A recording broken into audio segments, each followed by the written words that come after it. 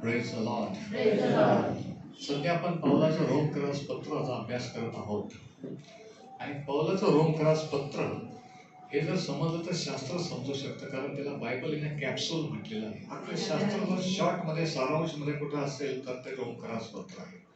आणि म्हणून कोणतंही वाचण्याच्या अगोदर जर रोमकरास पत्र वाचून तुम्ही जुना करार, नवा करार, स्तोत्र काही जरी वाचलं तरी त्याची लिंक रोमकरास पत्रामध्ये आहे. आणि म्हणून हे महत्वाचं आहे. ख्रिस्ती विश्वास काय आहे, ख्रिस्ती धर्म काय हे जर जाणून घ्यायचं असेल तर रोमकरास पत्र पहिल्यांदा वाचलं पाहिजे. त्याच्यामध्ये आपला विश्वास, सुवार्ता काय, प्रभू येशूने देवाने आपल्यासाठी काय केलं, काय करीत आहे, काय करणार आहे हे सांगितलेलं आहे. इस्रायल लोक का निवडले, कशासाठी निवडले, त्याचं आता काय होत आहे, पुढं काय होणार आहे, मंडळी चर्च म्हणजे काय, कशासाठी आहे, आणि देव त्या मंडळीच्या थ्रू काय करू इच्छित आहे आणि पुढं काय करणार, या सर्व गोष्टी, अशा सर्व महत्वाच्या गोष्टी या रोमकरास पत्रामध्ये आहे. आणि पहिले 8 अध्याय हे सुवार्तेबद्दल आहे. सुवार्ता काय हे जर जाणून घ्यायचं असेल तर रोमकरास पत्र 1 ते 8 वाचायचे. येशू ख्रिस्ताने जे काही वधस्तंभावर मरण केलं त्याचा आपल्याला काय फायदा मिळाला, कोणकोणते आशीर्वाद मिळाले, पहिले 8 अध्यायामध्ये आहे.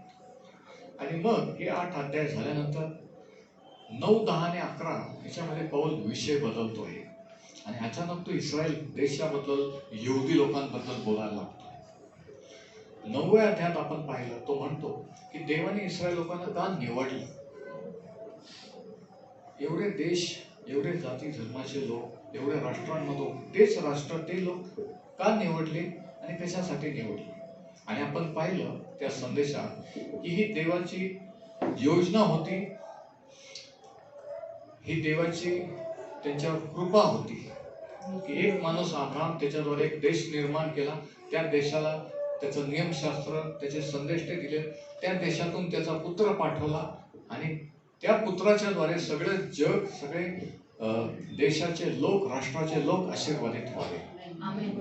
तर देव इस्रायलाची निवड रोमकरास पत्र 9 मध्ये की का निवडलं, कशासाठी निवडलं.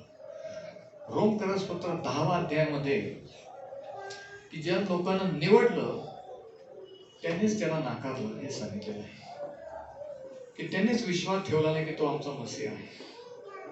तो जन्मला, लहानचा मोठा झाला तरी विरोध केला आणि मारून टाकलं वधस्तंभावर. आणि हे 10व्या वचनात सांगितलं की असं का झालेलं आहे की तो स्वकीयांकडे आला, योहान म्हणतो, पण त्याच्या स्वकीयाने त्याचा स्वीकार केला नाही. तर इस्रायलाने त्यांच्या मसीहाचा किंवा प्रभू येशूचा केलेला नकार हे 10व्या अध्यायात की त्यांनी का नाकारला, आणि त्याचं कारण पहिल्या 4 वचनात सांगितलेले. रोमकरास 10चे पहिले 4 वचन ऐकून घ्या, वाचायचं नाही, इकडे लक्ष द्या. की जे नियमशास्त्राने, विधी देवाने दिले होते, अर्पण वगैरे, ते त्यांना असं वाटू लागलं की हे जे आपण करतोय हे केल्यामुळे आपण आशीर्वादित होऊ. आणि म्हणून ते देवाच्या कृपेवर अवलंबून न राहता करण्यावर किंवा कर्मावर अवलंबून राहू लागले. अशाच अनेक ख्रिश्चन लोक की आम्ही चर्चला जातो, आम्ही एवढे पैसे देतो, आम्ही हे करतो, ते करत नाही, करण्यावर ते विश्वास ठेवायला लागले. आणि म्हणून त्यांचा विश्वास देवाच्या कृपेवर किंवा नीतिमत्तेवर नव्हता. त्यांना वाटलं की आम्ही जे करतो म्हणून आम्ही धार्मिक ठरतो. पण धार्मिकता किंवा नीतिमत्व हे विश्वासाने आहे, कृपेने आहे. ते जे विधी, ते जे अर्पण दिले होते ते कशासाठी दिले होते की प्रत्येक अर्पण देवाचा पुत्र येशू ख्रिस्त जगात येईल त्याचं प्रतीक होतं. ते कोकरू, ते सर्व 7 सण, ते वेगवेगळे अर्पण, हे प्रभू येशूचं अर्पण वधस्तंभावर ते दाखवत होते. तो येईपर्यंत ते करायचे होते, तोपर्यंत, त्याच्यानंतर संपलं. पण ते कशाबद्दल हे विसरून ते फक्त तेच करत राहिले. 4थ्या वचनात सांगितलेलं आहे 10व्या अध्यायाच्या की प्रत्येक विश्वास ठेवणाऱ्याला ख्रिस्त नियमशास्त्राची समाप्ती असं आहे. म्हणजे जो प्रभू येशूवर विश्वास ठेवतो त्याला जुना करार, 10 आज्ञा किंवा कोणतेही इस्रायली सण पाळण्याची गरज नाही. ओलांडन सण वगैरे, कारण हे सर्व ख्रिस्तामध्ये पूर्ण झाले. जेव्हा त्याने क्रूसावर म्हटलं पूर्ण झालं, तेव्हा पूर्ण झालं, संपलं. कारण हे कृपेने आहे, धर्म कर्माने नाही. पण हे लोक त्याच्यावर भर देत गेले, करत गेले. तो आला, लहानचा मोठा झाला, तरी ते म्हटलं की नाही, तो नाहीये, आम्हाला मोशेने हे करायला सांगितलं, आम्ही हे करत राहू. आणि म्हणून देवाने त्यांना बाजूला सारलं. ते बधीर झाले किंवा ते साईड झाले. ते 10व्या अध्यायात सांगितले. 11व्या अध्यायामध्ये इस्रायलचं भवितव्य आहे. जे लोक देवाने निवडलेले ते त्यालाच नाकारतात, आणि मग नंतर देव त्यांना नाकारतो आणि विदेशांकडे वळतो, विधर्मी आपल्यासारखे दुसऱ्या देशाचे लोक, आणि त्यांना त्याच्या राज्यात घेतो. मग जे लोक देवाचे लोक इस्रायल निवडलेले त्यांनी नाकारलेले, हे कायमचेच नाकारलेत का? ह्या प्रश्नाचं उत्तर 11व्या अध्यायामध्ये आहे की देवाने त्याच्या लोकांना कायमचं टाकून दिलेलं आहे का? देव त्याच्या लोकांना एकदा निवडतो, थोड्या दिवसांनी नाकारतो, असं होऊ शकतं का? याचं उत्तर 11व्या अध्यायामध्ये आहे. म्हणून आजचा विषय आहे यहुदी विसरले की बाजूला सारलेले. द ज्यूज फॉरगॉटन ऑर सेट असाइड. यहुदी विसरलेले की बाजूला सारलेले. द ज्यूज फॉरगॉटन ऑर सेट असाइड. आणि शास्त्रामध्ये रोम पत्र 11वा अध्याय पहिले 14 वचन 1 ते 14. 9व्या अध्यायात तो म्हणतो की देवाने यहुद्यांना निवडलं, इस्रायलाला. 10व्या अध्यायात तो म्हणतो की त्यांनी त्याला नाकारलं, म्हणून देवाने त्यांना तात्पुरतं नाकारलं. आणि 11व्या अध्यायात त्यांचं भवितव्य काय आहे, देव त्यांना परत आत घेईल का नाही, हे सांगितलेलं आहे. आणि ते आपण आज पाहणार आहोत. आणि 2 प्रश्न तो विचारतो. पहिलं वचन बघा 11व्या अध्यायात. तर मी विचारतो, देवाने आपल्या लोकांना टाकून दिले आहे काय? असे अगदी नाही, असे मुळीच नाही. हा पहिला प्रश्न.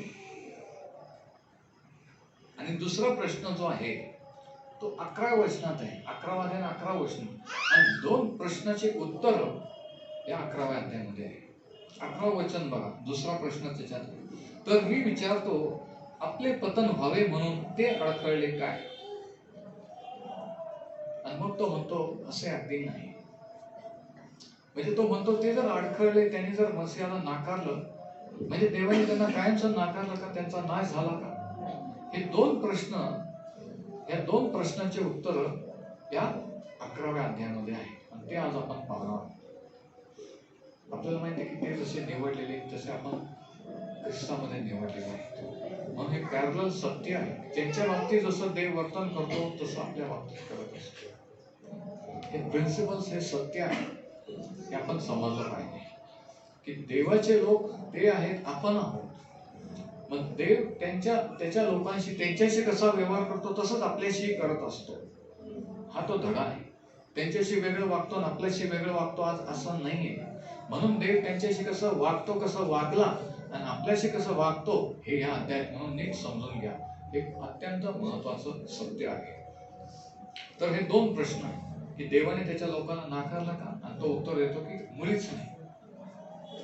त्यांनाही विश्वास ठेवू द्या, त्यांनी त्याच्या पुत्राला वधस्तंभावर ठेवू द्या. ते म्हणू द्या की नाही, आम्ही कर्मच करीत राहू, नियमशास्त्र पाळीत राहू, पण तरी देवाने त्यांना नाकारलेला नाही. आणि दुसरा प्रश्न 11व्या वचनात तो म्हणतो की ते अडखळले म्हणून त्यांचं पतन किंवा नाश झाला का? आणि परत तो उत्तर देतो की अजिबात नाही, त्यांचा नाश झाला नाही, होणार नाही. आणि म्हणून आनंदाची बातमी आहे कोणासाठी? देवाच्या लोकांसाठी, की ज्यांना देवाने निवडलेलं असतं, काही चुकांमुळे किंवा काही गोष्टीमुळे देव शासन करतो, तात्पुरतं बाजूला सारतो, पण कायमचं नाकारत नाही. Praise the Lord. आता पुढचे 2 प्रश्न असे आहेत की हु आर गॉड्स पीपल? देवाचे लोक कोण आहेत? रोम पत्रात 11व्या अध्यायाचे पाऊल बोलतो, देवाचे लोक म्हणजे नेमके कोण? आणि दुसरा प्रश्न की देवाने त्याच्या लोकांना परमनंटली नाकारलंय का? कायमचं नाकारलेलं आहे का? तर पहिला प्रश्न पहिल्या वचनामध्ये की देवाचे लोक कोण? पहिलं 11व्या अध्यायाचं पहिलं वचन बघा. तर मी विचारतो, देवाने आपल्या लोकांना टाकून दिले. आता आपल्या लोकांना, आपले लोक म्हणजे कोण? म्हणजे इस्रायल, यहुदी लोक. देवाचे लोक म्हटल्यानंतर पटकन डोक्यात काय यायला पाहिजे? इस्रायल, यहुदी. तर देवाचे लोक म्हणजे यहुदी. पण त्या यहुदी लोक जे जातीने धर्माने यहुदी आहेत तेच देवाचे लोक नाही. आता महत्वाचं आहे, आता हे जर समजलं तर आजचा मेसेज समजलं, नाही तर काही नाही समजलं. 5वं वचन बघा, 11व्या अध्यायाचं काय लिहिलेलं आहे? तसेच आताही कृपेच्या निवडीप्रमाणे शेष राहिलेले आहे. रेमनंट, शेष हा शब्द अर्थ नाही का? म्हणजे काय? शेष म्हणजे एक अंश. एवढ्या लोकांमधले थोडेसे लोक, तो अंश, त्याला म्हणतात शेष, रेमनंट. म्हणजे काय? म्हणजे हे इकडे बघा, सगळेच जे इस्रायल जाती धर्माने आहेत ते देवाचे निवडलेले लोक नाहीत. लक्ष द्या इकडे. त्या इस्रायल जातीच्या धर्माच्या लोकांमध्ये ज्यांनी येशू ख्रिस्तावर तारणारा म्हणून विश्वास ठेवलेला आहे ते देवाचे निवडलेले आहेत. किती जणांना समजलं मी काय? जे जातीने धर्माने अब्रामाचे संतान यहुदी आहेत ते सर्व देवाचे लोक नाहीत. परत एकदा मी सांगतो, त्या लोकांमध्ये, त्या लोकांपैकी ज्यांनी येशू ख्रिस्तावर त्यांचा तारणारा म्हणून विश्वास ठेवला आणि देवाकडे वळले ते देवाचे निवडलेले आहेत. म्हणजे काय? की इस्रायलामध्ये सुद्धा एक इस्रायल आहे, एक शेष आहे की ज्याने देवाने निवडले. आणि याच्यावर एक सत्य आपल्याला असं समजतं की जरी आपण एखाद्या धर्मात, विशिष्ट धर्मात जर जन्माला असलो तर आपोआप आपण देवाचे होत नाही. ज्यावेळेस आपण सुवार्ता ऐकतो, प्रभू येशूने काय केलं त्याच्या पर्सनल वैयक्तिक विश्वास ठेवतो, त्यावेळेस आपण देवाचे निवडले लोक. सगळेच ख्रिश्चन देवाचे लोक आहेत नाही. थोडक्यात हे सगळेच इस्रायल देवाचे लोक आहेत का? नाही. हे पाऊल सांगतो, त्या लोकांमध्ये जे विश्वास ठेवला ज्यांनी ते देवाचे निवडले. किती जणांना समजलं? हा पॉइंट पाऊल इथं क्लिअर करतोय की शेष राहिलेला. म्हणून मी सांगितलं की तो शेष हा शब्द अंडरलाईन करा, रेमनंट हा शब्द अंडरलाईन करा, की देवाने त्या लोकांमध्ये अवशेष, एक शेष ठेवलेला आहे. Praise the Lord. आणि मग दुसरा प्रश्न, आणि मग तर देवाचे लोक कोण हा प्रश्न, त्याचं उत्तर पहिला पॉइंट असा की इस्रायलामध्ये, इस्रायल लोकांमध्ये येशू ख्रिस्तावर विश्वास ठेवणारे लोक ते देवाचे निवडलेले शेष. दुसरा पॉइंट, त्या प्रश्नाचं उत्तर, दुसरं उत्तर असं की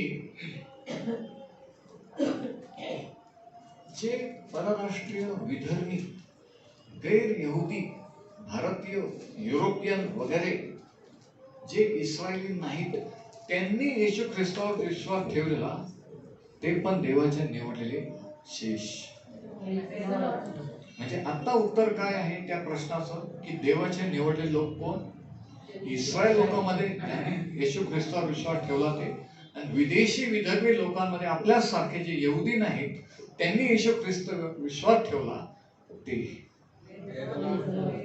तुम्ही जर आज प्रभू ईश्वर तारणारा विश्वास ठेवलेला आहे तर तुम्ही देवाचे निवडलेले आहात. ते शेष मध्ये तुमचा नंबर आहे, तुम्ही आहात. Praise the Lord. हालेलुया.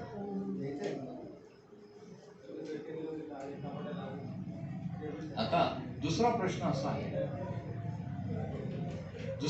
असा आहे की देवाने त्याच्या लोकांना नाकारलेला आहे काय? पहिला प्रश्न काय होता की देवाचे निवडलेले लोक कोण, आणि दुसरा प्रश्न असा की देवाने त्याच्या लोकांना कायमचा नाकारलेला आहे का?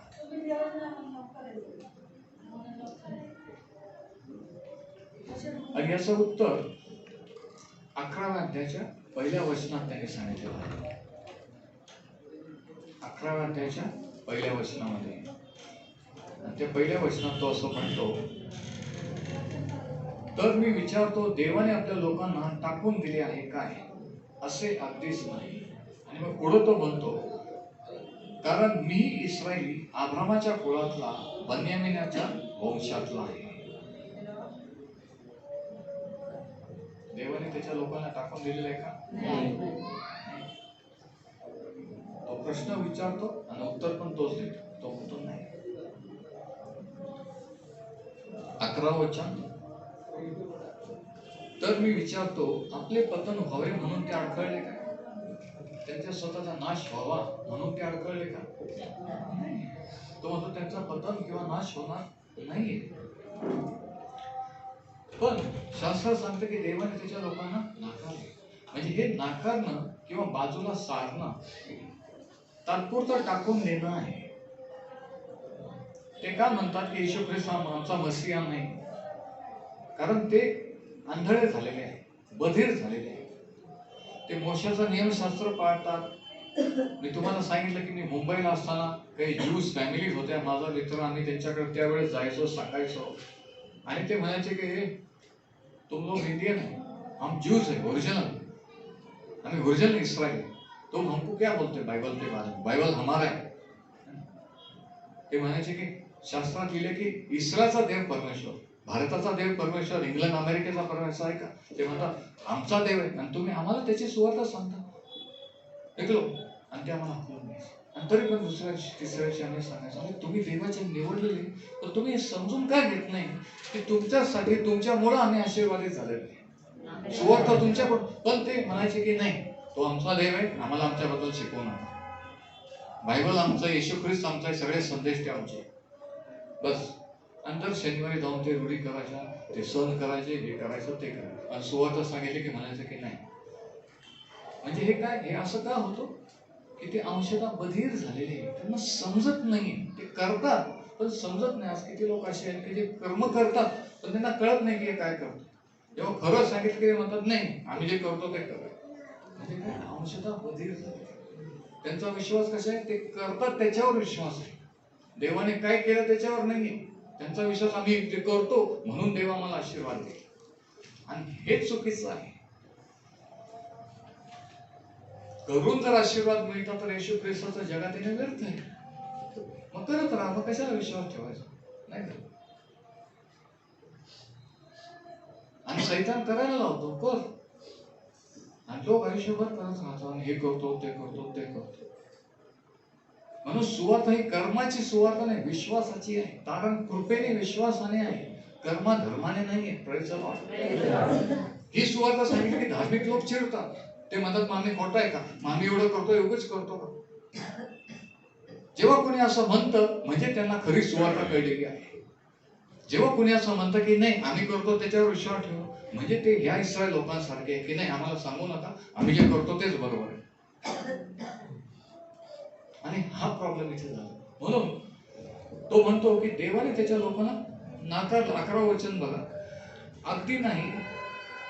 आणि मग पुढे तो काय म्हणतो 11 वचनात बघा, 11 अध्याय 11 वचन, तर त्यांना ईर्ष्या उत्पन्न व्हावी किंवा होण्यासाठी त्यांच्या उल्लंघनाने विदेशी लोकांना तारण प्राप्त झाले. देवाने तात्पुरतं त्यांच्या लोकांना नाकारलं आणि याचा फायदा कोणाला झाला? आपल्याला झाला.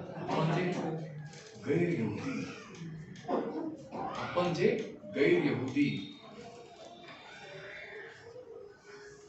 त्यांना त्याचा फायदा झालेला आहे की आपण देवावर विश्वास ठेवलेला आहोत.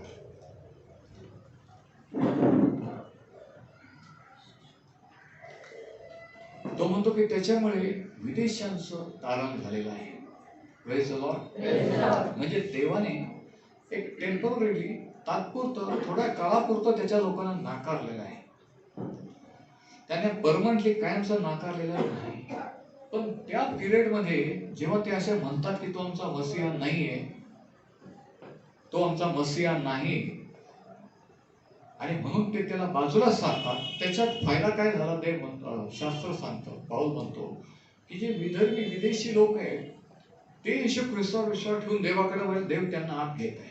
आणि हे जेव्हा इस्रायल लोक पाहतात की आम्ही ओरिजिनल असून ते विदेशी लोक आमच्या देवाला न मानणारे, मूर्तीपूजा करणारे, इतर देवाची भक्ती करणारे, त्यांना देव तारण देतो, त्यांना त्यांचं देव, मग काय होईल? त्यांच्यामध्ये जेलसी निर्माण होईल. ईर्ष्या निर्माण होईल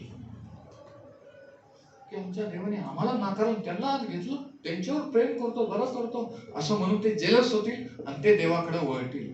हे पाऊल म्हणतो की देवाने हे का होऊ दिलं? त्यांच्यामध्ये ईर्ष्या जेलसी निर्माण व्हावी की बघा तुम्हाला दिलं, तुम्ही लाथ मारली, नाकारलं, म्हणून तारण विदेशांकडे गेलं आणि विदेशी लोक आशीर्वादित हो पाहून तुम्हाला वाटावं की अरे हे सर आपलं आहे, शास्त्र आपलं, येशू ख्रिस्त मसीह आपला आहे आणि आपण त्याच्यावर विश्वास ठेवत नाही, दुसरे लोक आशीर्वादित होत राहिले असं म्हणून त्यांना ईर्ष्या निर्माण व्हावी. म्हणून तो म्हणतो तात्पुरता त्यांना नाकारला, साईडिंगला ठेवलं, बाजूला ठेवलं. इकडे लक्ष द्या, आणि फार महत्वाचं सत्य आहे, फार महत्वाचं सत्य आहे, फार महत्वाच्या गोष्टी घेतल्या.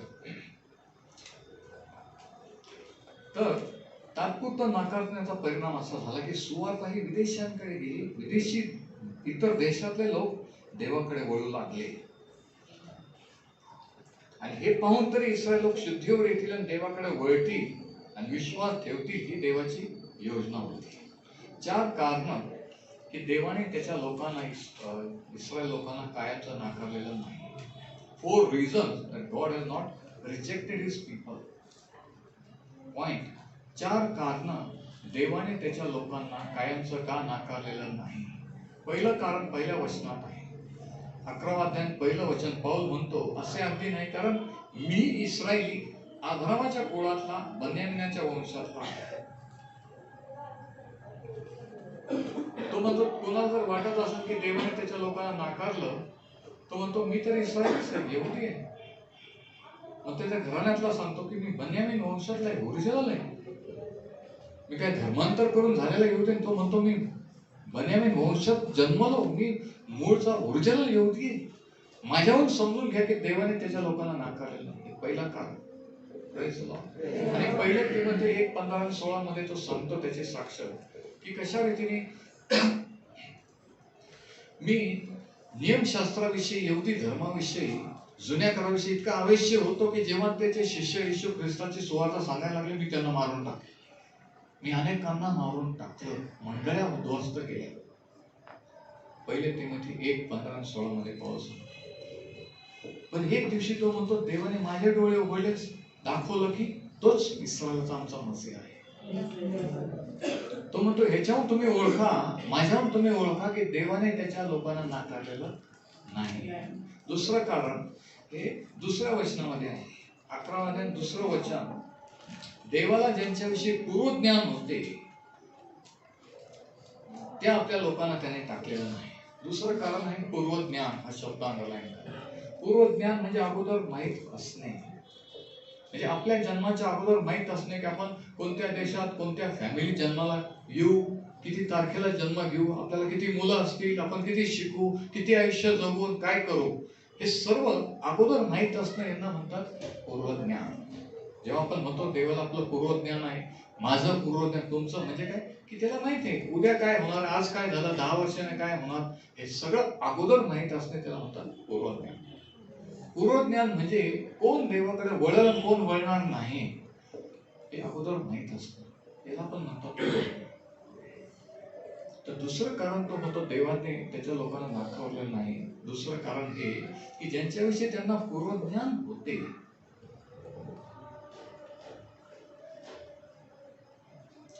त्यांना त्याच्याविषयी पूर्वज्ञान होते, ते आपल्या लोकांस त्याने टाकले नाही. आणि मग दुसऱ्या वचनात तो एलियाचं उदाहरण देतो की एलियाच्या प्रकारात शास्त्र काय म्हणते, एलियाची स्टोरी की एकदा त्याला असं वाटलं की मी एकटाच उरलेलो आहे, बाकी सर्व लोक कोणीच विश्वासी नाही त्या देशामध्ये. सर्व भ्रष्ट झालेले होते, अंतर्घाती इंटरकास्ट मूर्तीपूजा करून नियमशास्त्रापासून, देवापासून दूर गेलेले होते. त्याला वाटलं मी एकटाच विश्वास ठेवणार, आणि देवाने त्याला सांगितलं तू एकटा नाही, 7,000 अजून आहेत की ज्यांनी बालाच्या मूर्तीला नमन केलं नाही. तो म्हणतो हे कारण त्यावेळेस त्या काळात एलियाला वाटलं मी एकटाच उरलो, पण देव म्हणतो नाही, ज्यांच्याविषयी पूर्वज्ञान होतं, देवाला माहित होतं की जे त्याच्यावर विश्वास ठेवतील कोणत्याही परिस्थितीला तोंड देतील पण विश्वासापासून दूर जाणार नाही, देवाला पूर्वज्ञान होतं. तर देवाचं पूर्वज्ञान. रोमकरास पत्र 8 मागे 8वा अध्याय बघा वचन 29. याच्यामध्ये तो म्हणतो रोमकरास 8:29 मध्ये, कारण ज्यांच्याविषयी त्याला पूर्वज्ञान होते त्यांनी आपल्या पुत्राच्या प्रतिमेप्रमाणे होऊ म्हणून त्यांनी आगाऊच नेमून टाकले.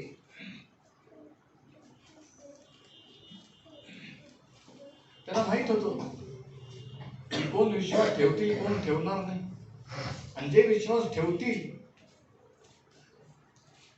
त्यांच्या जीवनातून किंवा त्यांचा कसा उपयोग करायचा हे पण देवाने अगोदर ठरवलेला असतो.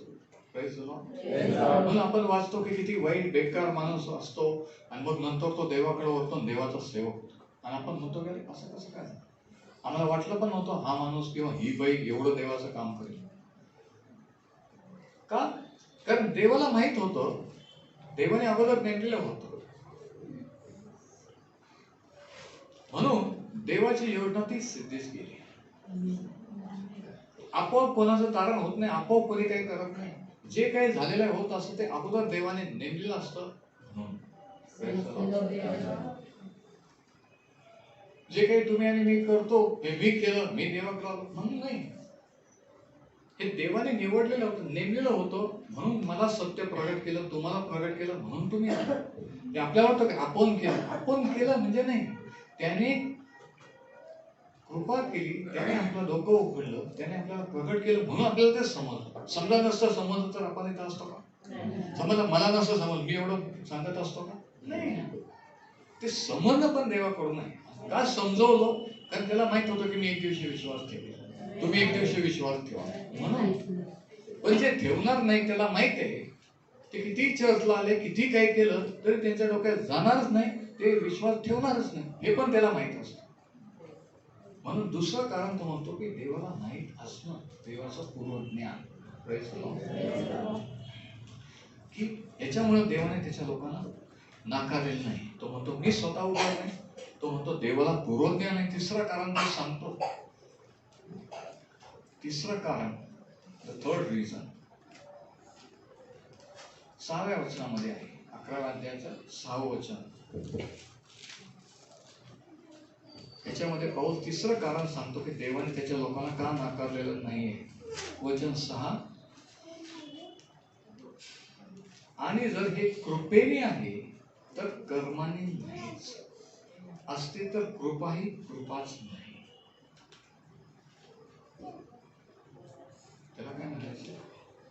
तो म्हणतो हे जे आहे, हे जे मी एकेकाळी ख्रिस्ती लोकांचा छळ करीत होतो, मंडळ्या उद्ध्वस्त करत होतो, मला वाटत होतं की मी फार देवाविषयी अविषयी आहे, मी एकदम राईट करतोय, हे सगळं चुकीचं आहे, हे आमच्या यहुदी धर्माच्या आणि नियमशास्त्राच्या विरुद्ध करत आहे म्हणून मी मारत होतो, मारून टाकत होतो. पण तो म्हणतो मला माहित नव्हतं म्हणून मी ते करत होतो. पण जेव्हा मला माहित झालं तेव्हा मी विश्वास ठेवला. म्हणून एखादा कोणी विरोध करतो, छळ करतो, माहित नसतं म्हणून करतो. कारण का? त्याला माहित असतं की तो जो लहानपणचा शिकलेला ऐकलेला आहे तेच खरं आहे. तो म्हणतो नाही दुसरं नाही, हे मी जे विश्वास ठेवला, मी जे शिकलो, माझ्या आई बाबा तेच खरं. मग तो दुसऱ्याला विरोध करतो की नाही हे राईट. पण एक दिवशी देव त्याच्या आत्म्याने प्रगट करतो का हे रॉंग आहे, हे सत्य आहे, आणि मग माणूस त्याच्यावर विश्वास ठेवतो. तसं पाऊल म्हणतो की मी जो विरोध करणारा होतो मीच त्याची सेवा करायला लागतो. जो मंडळ्या उद्ध्वस्त करत होता त्यानेच अनेक मंडळ्या स्थापन केल्या, करिंथ, फिलिपाईन, थेसलोनिका वगैरे वगैरे. किती विशेष आहे. पण आज जर कोणी विरोध करणारा आहे, कट्टर विरोधक आहे, छळ करणारा आहे, उद्या तो कोण होईल, 1 वर्षाने 5 वर्षाने काय होईल आपण नाही म्हणू शकत. आपण नाही म्हणू शकत की तो विरोध करतो म्हणजे तो शेवटपर्यंत विरोध करतो किंवा ती विरोध करते, असं नाही. कोणाला देवाने निवडले, कोण विश्वास ठेवेल कोण नाही हे त्याला माहिती आहे. आपलं काम फक्त त्यांच्यासाठी प्रार्थना करणं, त्यांना वचन सांगणं आहे. जर निवडलेले असतील, प्रभू येशू म्हणतो माझे मेंढर माझे वाणी ऐकतात. जे मेंढर आहेत ते बरोबर वाणी ऐकतात, जे मेंढर नाही ते ऐकणार नाही. इतकं सिंपल आहे. वाणी कोण ऐकतं? मेंढर ऐकतात. मेंढर असतं तर आपोआप वाणी ऐकतील, जर मेंढर नाही तर ऐकलं. तिसरं कारण थर्ड रिझन, तिसरं कारण काय? तो म्हणतो इस्रायलची निवड ही कृपेने आहे, कर्माने नाही. God's choice is by grace not works. Third reason की ते फार बुद्धिमान आहे, धार्मिक लोक आहे, हुशार आहे, हवेशीर, म्हणून देवाने ते निवडले. तो म्हणतो त्याची कृपा आहे.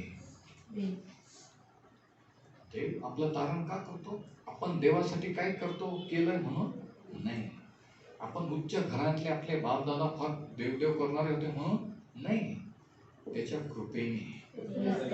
कशामुळे? म्हणून घरांना बिरांना विसरून जायचं. आपल्याला देवाच्या कृपेची गरज आहे. आपलं ज्ञान, आपली धार्मिकता याच्यामुळे नाही. हे क्वालिफिकेशन नाही कृपेचं. तो म्हणतो मी ज्याच्यावर कृपा करेन त्याच्यावर कृपा करेन. मग किती कोणी बेकार असलं, वाईट असलं, तो म्हणतो त्याला जर मी कृपा केली तर त्याला मी बदली आणि त्याच्याद्वारे माझा गौरव करेन. म्हणजे हे धर्म कर्मावर अवलंबून नाही. म्हणून तिसरं कारण इस्रायलला नाकारलेलं का नाही? कारण इस्रायलचं सिलेक्शन किंवा निवड हे देवाने त्याच्या कृपेने केलेली होती. ते काय आवश्यक आहे, किती आवश्यक आहे म्हणून नाही. चौथं कारण 7 ते 10 मध्ये सांगितलं. Fourth reason, God's nature of discipline, की देवाचे स्वभाव शिस्त लावण्याचा. की देव शिस्तीचा देव आहे. देवाचा आत्मा अनुशासनाचा आत्मा आहे. पवित्र आत्मा, the Holy spirit is the spirit of self control. ते म्हणतात पवित्र आत्मा उतरला की आम्ही कंट्रोल नाही करू शकत. म्हणजे तो पवित्र आत्मा नाही आहे. कारण पवित्र आत्मा आपल्याला कंट्रोल करतो. आपल्याला वेळेचं भान राहतं, आपण काय बोलतो काय नाही सुचतं. पण ते म्हणतात नाही नाही पवित्र आत्मा उतरला, आत्म्याने चालवलं, असं नसतं ते. मग तो पवित्र आत्मा दुसरा कोणता तरी आत्मा चालवत असतो. Praise the Lord. पण सैतानाने फसवणूक करून दिली असे की नाही तो पवित्र आत्मा. सैतान दबाण आहे. बऱ्याचशा गोष्टी ज्या आपण ऐकल्या, करत आलेलो आहे, केल्या आणि आपल्याला ते खरं वाटले नाही. आणि सिन्सिअरली, जसं ते म्हणतात ना, some people are sincere but sincerely wrong. की काही लोक प्रामाणिक आहेत पण प्रामाणिकपणे चुकलेले.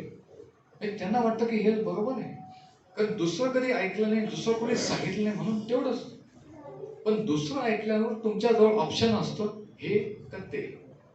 आणि मग ते निवडणं म्हणजे त्याच्यावर विश्वास ठेवणं हे पवित्र आत्म्याकडून असतं. म्हणून चर्चमध्ये एवढे लोक बसले असं एकाला मेसेज करतो, एकाच्या डोक्यावरून जातो का? हे असं असतं. तेच वचन, तोच मेसेज, एक जण आशीर्वादित होतो, दुसरा शून्य चेहऱ्याने पाहतो किंवा एकदम असंच परत जातो. अरे काय होतं काहीच कळलं नाही. वरून दिल्याशिवाय माणसाला काही समजत नाही. हे व्यर्थ बडबड नाही, हे काही प्रवचन नाही, हे देवाचं वचन आहे.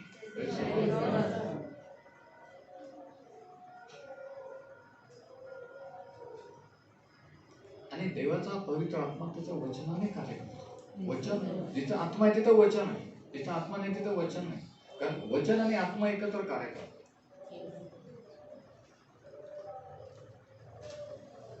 म्हणजे काय? म्हणजे असं नाही की आम्ही फक्त प्रेयर करतो, होल नाईट प्रेयर करतो, दिवसभर उपवास जातो, पण आम्ही बायबल स्टडी नाही करीत.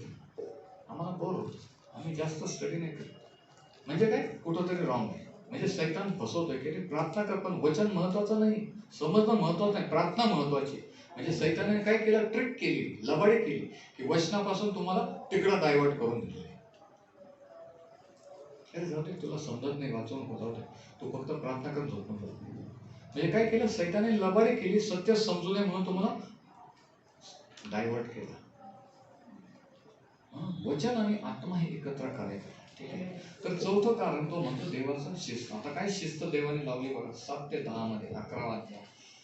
आपण लवकर बघू. तर मग काय? जे मिळवण्यासाठी इस्रायल खटपट करीत आहे ते त्यांना मिळाले नाही. मिळवण्यासाठी खटपट करत आहे, धार्मिक ठरण्यासाठी केलं. त्यांना अभिमान की आम्ही देवाचे लोक, जसं मी सांगितलं त्यांना अभिमान. तेव्हा वी आर ज्यूज, हम लोग ज्यूज आहे. तुम लोग जाओ, तुम्ही आम्हाला सांगू नका आमच्या बायबल बद्दल, देवाबद्दल. तो हा अभिमान. पण तो अभिमान काय? रॉंग आहे. अभिमान आहे की आम्ही ओरिजिनल यहुदी, अब्रामाची संतान आणि एवढं हे करतो, तर तो रॉंग अभिमान आहे, कारण सत्यच कळलेलं नाही. म्हणजे रॉंग अभिमान पण असू शकतो आणि आपल्याला खोटं खोटं वाटू. म्हणजे मी असं नेहमी म्हणतो की एखादी गोष्ट आपण वर्षानुवर्ष लहानपणापासून खोटं खोटं खोटं ऐकत गेलो की ते खरं वाटतं, आणि खरं सांगितलं की ते खोटं वाटतं. मग ते म्हणतात असं कसं म्हणतो आपण, म्हणजे काय की वर्षानुवर्ष लहानपणापासून तेच तेच तेच तेच खोटं खोटं खोटं ऐकल्यावर ते खोटं खरं वाटतं, आणि खरं सांगितलं की खोटं वाटतं. किती जणांना समजतं मी काय बोलतो, किती जण गुंगलेले. पण मग खरं सांगितल्यानंतर जे खोटं वाटतं त्याचा आपण विचार केला पाहिजे की तिथं खरं नाही. समजा मी देवाचं सत्य तर नाकारत नाही, चुकीचं तर नाही धरून बसलो मी पावला सांगतो, त्याच्यासाठी तर मी कोणाचा जीव घेईन, विरोध करेन.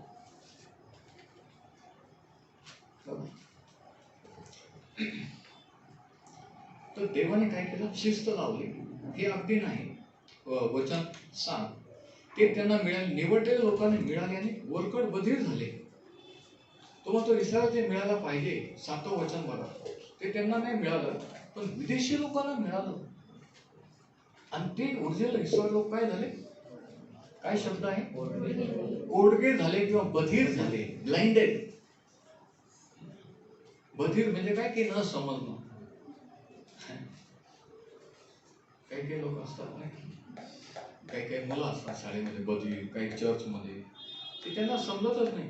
हसायचं तेव्हा त्यांच्या चेहऱ्यावर हसू नसतो, काहीच एक्सप्रेशन, म्हणजे चेहऱ्यावरून समजतं की कोणाला मी काय बोलतो ते कळतं.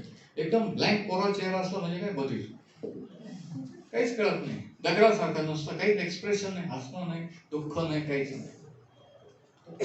पाऊल म्हणतो की ते लोक अंशतः, पूर्ण नाही, अंशतः थोडेसे बधीर झाले. मग आता हे का झाले तो पुढं सांगतो वचन 8. देवाने त्यांना आजच्या दिवसापर्यंत धुंद बुद्धी, दिसू न येणारे डोळे, ऐकू न येणारे कान दिलेले आहे. म्हणजे काय देव बदल करतो, कोणाला बदल करतो माहिती, ज्यांना सत्याची आवड नाही त्यांना. शास्त्र सांगतं की शेवटच्या काळी लोक सत्य ऐकेत नसे होतील, त्यांना आवडणार नाही सत्य. खोटं खोटं स्टोरी सांगा, इकडे स्कीम आहे, तिकडे हे तसं आहे, इकडं प्रार्थना केली, एवढं डोनेशन दिलं की असं होतं तसं. त्यांना लगेच कळलं, अरे सांग सांग लवकर, नंबर सांग, कुठं येते, आम्ही लगेच जातो. म्हणजे काय, ह्या शेवटच्या काळाचं लक्षण आहे की खोटं माणूस खोट्याकडे लवकर आकर्षित होतो, पण खरं ते खरं नाही होत. खरं आहे त्याच्यावर संशय आहे, वेगळंच काहीतरी शिकवतं, त्यांचं तर भलतंच काहीतरी. हे सैतान असं करतो. तर तो म्हणतो की वचन 8 मध्ये, जे खटपट करीत आहे त्यांना मिळाले नाही, निवडले लोकांना मिळाले ते बधीर झाले. वचन 8, देवाने त्यांना धुंद बुद्धी दिली, कान असून ऐकू येत नाही, म्हणजे समजतच नाही.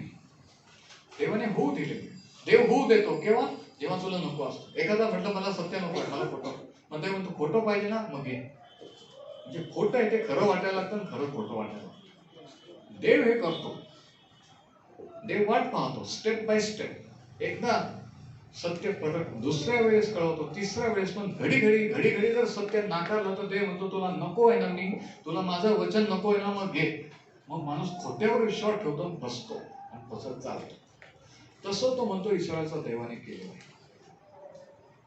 त्यांना वारंवार संदेश त्यांनी सांगितलं, प्रभू येशूने सांगितलं, चमत्कार केले, तरी ते म्हटले नाही, तो आमचा मसीहा नाही, तो होऊच नाही शकत.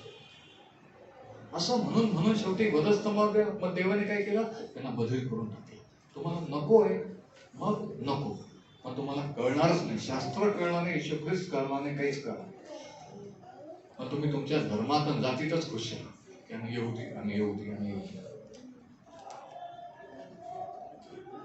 ही देवाची शिस्त. देवाची शिस्त काय की जर नको असलं, एकदा दोनदा तीनदा देव घरी मनुष्याची, परमेश्वर तो माझा आत्मा मनुष्याची सर्व काळ वाद घालणार नाही. एकदा संधी देईल, दुसऱ्यांदा संधी देईल, पण कायमच नाही.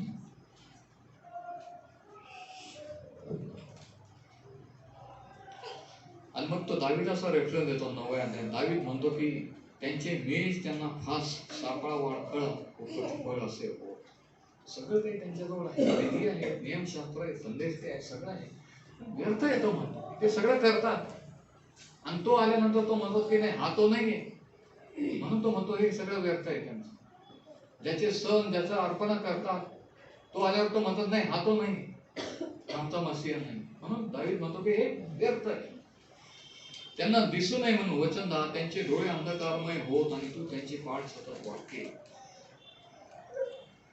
देवाने हे होऊ दिलं, का होऊ दिलं? त्यांना शिष्य लावले आणि ते बधीर झाले म्हणून फायदा कोणाला झाला? आपल्याला झालेला आहे. ते बधीर झाले म्हणून विदेशी लोकांकडे सुवार्ता वळली आणि विदेशातून देवाचे निवडले लोक त्याच्याकडे आले आणि आता काळाच्या शेवटास परत सुवार्ता इस्रायलाकडे चालली आहे. बघा देवाचा प्लॅन. सुवार्ता इस्रायलाकडून सुरू झाली, जगात आली, संपूर्ण जगाला जाऊन सुवार्तेची घोषणा करा. जगातून देवाने त्याचे लोक निवडले, जग तयार झालं आणि हे होत असताना ते लोक बधीर झाले. ते म्हटले की हे आमचा नाही, येशू ख्रिस्त आमचा देव नाही, तारणार नाही, हे ते. आणि विदेशी लोक देवावर विश्वास ठेवून मंडळीत येशू ख्रिस्त तयार करायला लागला. आता या काळात परत सुवार्ता इस्रायलाकडे. आता तुम्ही बघा टीव्हीवर येते की कितीतरी ज्यूज इस्रायली लोक देवाकडे वळत नाही, ते धर्म कर्म सोडून नियमशास्त्र सोडून. म्हणजे काय? म्हणजे आपला विदेशाचा टाइम संपत आलेला आहे. आपण ह्या शेवटच्या काळात जगलो. हा टाइम पिरियड होता देवाचा प्लॅन, पुढे आपण बघू. तर हा उद्देश काय होता? त्यांना नाकारण्याचा. बघा वचन 11,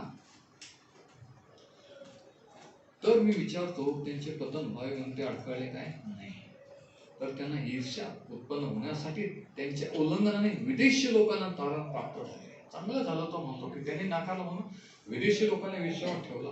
देवाने ते होऊ दिलं की विदेशी लोकांकडे पाहून ते म्हणते की अरे हे आमच्या देवावर विश्वास ठेवतात, आमचा बायबल वाचतात, आमच्या तारणार आमच्या मसीहावर विश्वास ठेवतात आणि एवढे आशीर्वादित होतात, मग आम्ही किती होऊ?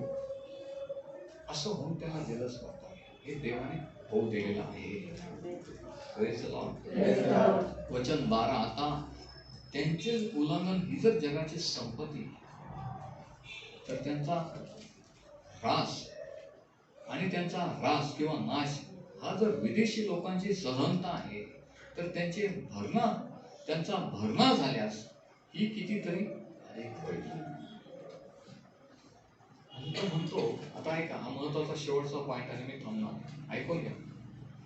तो म्हणतो पाऊल की जर त्यांनी नाकारल्यामुळे बाकीच्या देशाच्या लोकांना फायदा झाला, बाकीच्या देशाचे लोक देवाच्या राज्यात आले, तर त्यांनी जर देवाला स्वीकारलं, येशू ख्रिस्तावर विश्वास ठेवला, तर किती अधिक आशीर्वादित होतील. त्यांनी नाकारल्याने एवढं झालं, तर त्यांनी जर स्वीकारलं तर त्यांच्यामुळे जग आणि बाकीचे लोक किती अधिक आशीर्वादित होतील. हा त्याचा पॉइंट. वचन 13, तुम्ही विदेशी लोकांना मी हे सांगतो, तुम्हा विदेशी लोकांना, कारण रोम करास पत्र आहे आणि रोम हे कोण आहे? यहुदी नाही, विदेशी धर्मी. रोमच्या वेगवेगळ्या देव्या होत्या, दैवत होते आणि हे त्या रोम मधून येशू ख्रिस्ताकडे वळलेल्या लोकांना पावलाने रोम करास पत्र लिहिले आणि त्या विदेशांना तो सांगतो. वचन 13, तुम्ही विदेशी लोकांना मी सांगतो, ज्या अर्थी मी विदेशी लोकांचा प्रेषित आहे त्या अर्थी मी आपल्या सेवेला मोठेपणा देतो, यासाठी की कसे करून माझ्या जात भाईमध्ये म्हणजे इस्रायल लोकांमध्ये ईर्ष्या उत्पन्न करून त्यांच्यातील कित्येकांचे तारण व्हावे. तो म्हणतो मी यहुदी आहे, पण माझेच लोक मला छळतात, मला दगड मार करतात, माझ्या जीवावर उठलेले, पण तरी पण माझी इच्छा आहे की त्यांना पण हे सत्य समजलं, जे मला त्यांना हे सत्य समजावं, जे मला समजलं आणि त्यांचं एक तारण व्हावं. माझी इच्छा ती आहे. पण तो म्हणतो ते समजत नाही. ते म्हणतात की तू आमच्या जातीतून धर्मातून ख्रिस्ती झाला, येशू ख्रिस्तावर विश्वास, यहुदी धर्म सोडला म्हणून ते. पण तो म्हणतो की मलाही त्यांच्याबद्दल प्रेम आहे, माझी इच्छा की त्यांचाही नाश होऊ नये, त्यांनाही सत्य करावं. ही पावलाची इच्छा उत्कंठ आहे.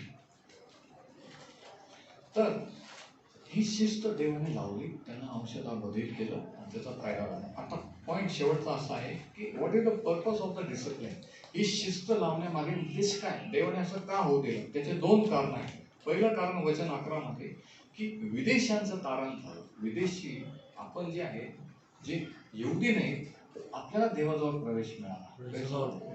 तो इस्रायलचा देव, तो आपला देव झाला. हा आपला फायदा. पहिलं कारण salvation has come to the gentile. त्यांनी नाकारलं, ते बदली झाले, पण फायदा आपल्याला झाला. हा उद्देश होता, आपला फायदा व्हावा. दुसरं कारण काय, त्यांना शिस्त लावण्याचा, की त्यांनी आपण आशीर्वादित, विदेशी लोक त्यांच्यापेक्षा आशीर्वादित झालेले पाहून त्यांनी जेलस व्हावं. अरे आम्ही एवढं करतो, शाबात पाळतो, सगळे सणवार करतो, आणि काही न करता विश्वास ठेवतात, पटकन बरे होतात, आशीर्वादित होतात. हे पाहून त्यांना जेलसी व्हावी की आमचं काय चुकतंय, असं त्यांना वाटावं. हे दोन कारण. आणि म्हणून याच्यावर आपण दोन धडे शिकू शकतो. पहिला धडा हा की जसं त्यावेळेस सगळे देवाचे निवडलेले नव्हते, जाती धर्माने जरी ते राष्ट्र निवडलेलं होतं, त्यांच्यातले ज्यांनी विश्वास ठेवला तो शेष होता, तसं आजही देवाने त्याचे निवडलेले लोक प्रत्येक देशात, प्रत्येक जाती धर्मात ठेवलेले आहेत. Praise the Lord. आणि दुसरा धडा हा की देव त्याचं वचन पाळणारा देव आहे. देव त्याच्या लोकांना टाकत नाही. असं नाही की आज निवडलं आणि उद्या तुझ्याकडून चूक झाली की आता तुझा निवड कॅन्सल, तुझं तारण कॅन्सल, असं देव करीत नाही. एकदा निवडलं, कायमचं निवडलं. आपल्याकडून चुका घडतील, पाप होतील, काही होईल, सगळं त्याला माहिती आहे, पण त्यांनी निवडलं म्हणजे निवडलं, विषय संपला. म्हणून आपण हा विश्वास ठेवायचा.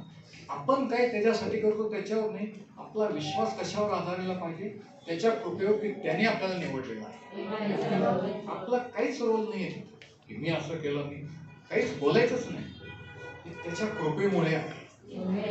सुरुवात कृपेने झाली, तारण कृपेने आहे, ख्रिस्ती जीवन दैनंदिन कृपेने आहे, आणि बाकी सर्व आशीर्वाद, प्रार्थनेचे उत्तर सर्व काही त्याच्या कृपेने. म्हणून इस्रायलने जी चूक केली ती आपण करू नये. आपण इतकी धर्मवेळी, इतकी आवेशी होऊ नये की हेच खरं. माझे डोळे उघड, तुझं सत्य मला प्रकट कर. सुवार्थ ही कृपेची, हे कर ते करू नको, ही सुवार्थ नाही. सुवार्थ काय की काही करायची गरज नाही, येशू ख्रिस्ताने केलेले. त्या वधस्तंभाकडे पहा, विश्वास ठेवा आणि घ्या. परमेश्वर हे वचन आशीर्वादित करू.